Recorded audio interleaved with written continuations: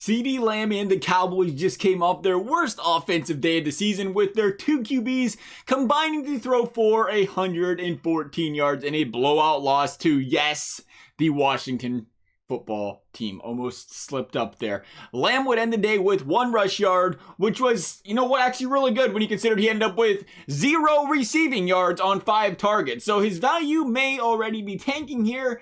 But there also may be some people, some fantasy owners that are looking at this as an opportunity to jump on, CeeDee Lamb the second, he goes out there and struggles for one game, and they're hoping for owners to panic and go out there and pick him up.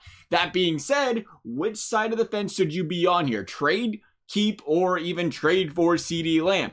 This was, without a doubt, I think, an outlier week for CeeDee Lamb, as he still is being heavily involved in this offense, seeing 5 targets in a game again this week where the Cowboys did only throw the football 22 times. And I do think Lamb holds some value here, just not a lot. I mean, we're talking about a guy that you're probably going to be able to trust starting for a handful of games the rest of the season. Why? Because in the final 8 games of the fantasy season, the Cowboys played Pittsburgh, Baltimore, and Washington, who just blanked them, by the way, and the San Francisco 49ers in a tough first-round playoff matchup. That's half the season where I don't think you can trust him as a starter, not to mention he hasn't been the touchdown guy this year for the Dallas Cowboys. And now with Dalton or whomever ends up under center, the boys are scoring far less more touchdowns than they were when Dak Prescott was putting up historic numbers to start this season. So his touchdown potential drops even further than it currently is. For me, it's time to sell CeeDee Lamb. Unless, of course, you're in a keeper league, in which case you have a tough decision to make here, because this guy does have